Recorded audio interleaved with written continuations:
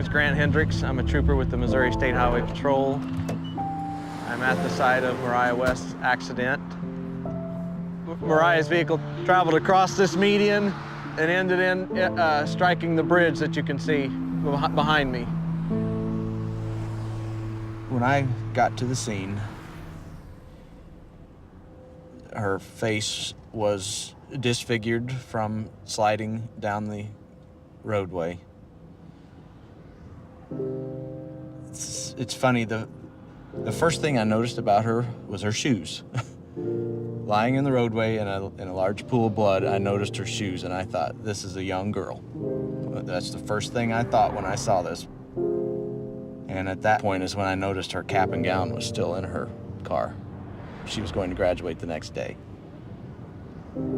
It was just a really horrific scene, all because of a senseless text message.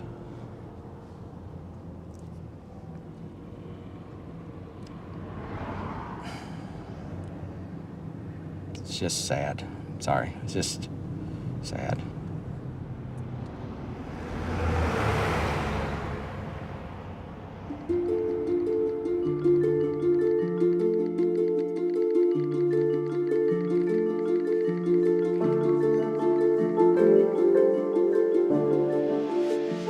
Ashley would text hundreds of messages every day. That was the way we kept in touch.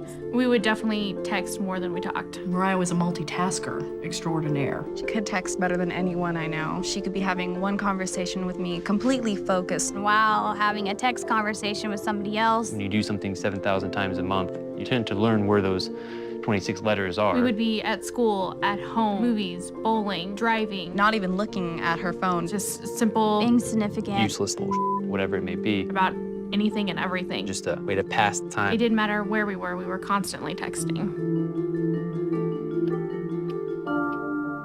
This is my sister. She was looking at my message that I had just sent her. When she looked up, she had clipped the median on the left-hand side of the road.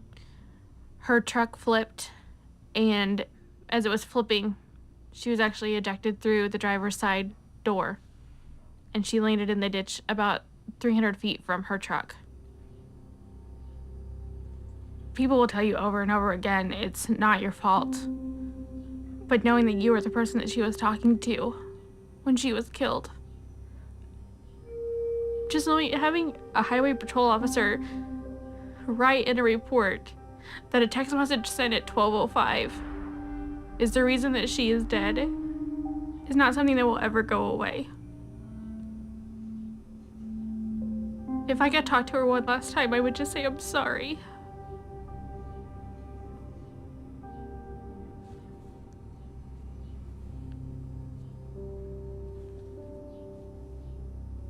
This is her cell phone that she used in the accident. 4 little letters. That's what killed her.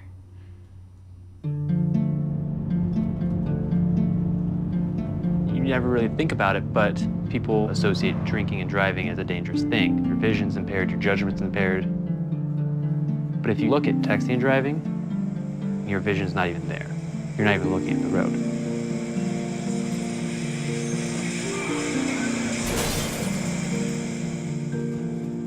If someone would ask me to drive down the road and close your eyes for 5 seconds or 6 seconds, I would never even attempt that. But then if someone asks, read this text message and respond to that in about the same length of time, well, that would be no problem. I'd done that numerous times in the past before this accident. I was on my way home. I had my girlfriend in the car, and I'm just reading a text message, responding. I was looking up every couple seconds or so, like I always did. And I just hear a loud scream next to me, and the next second I look up and I see a bicyclist crashing the windshield.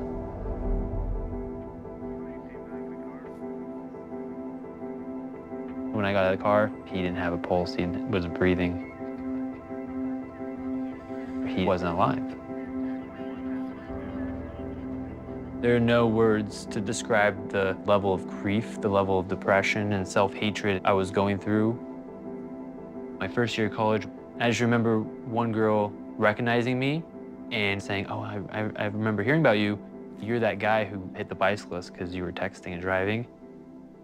That was actually the day before I ended up going to the hospital for emotional problems. I sent one stupid, meaningless text, LOL, and killed a man.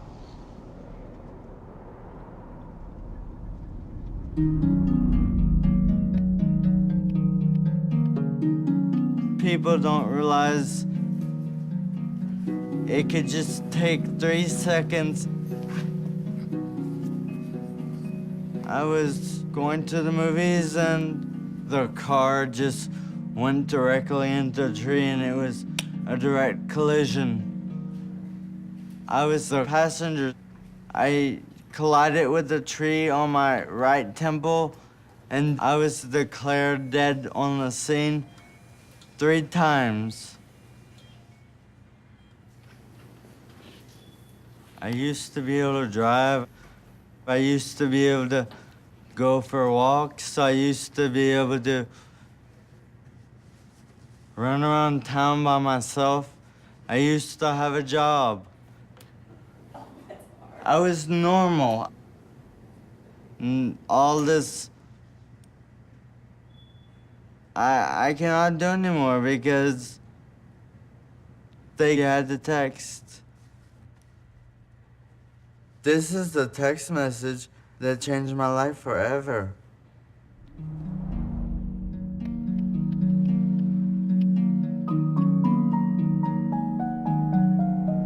The day before her graduation, my daughter drove to go meet a boy, and she never made it. Today, she would have been 19 years old, exactly.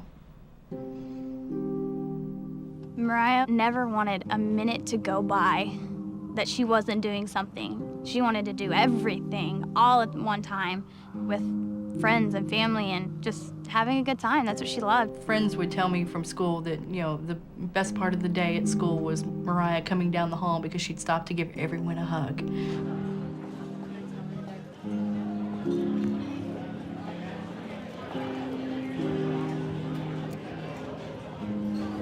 Okay, guys, in honor of Mariah.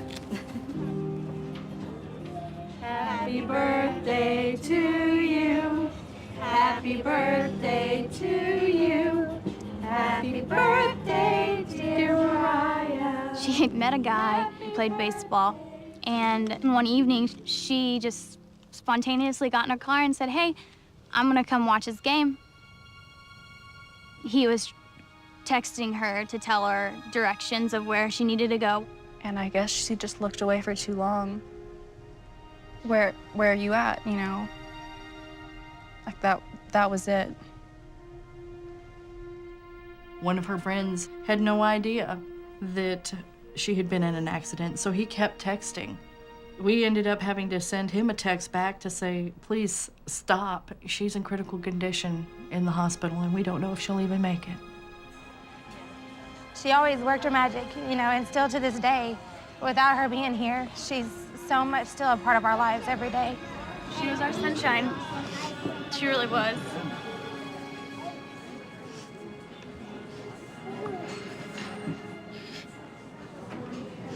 She was.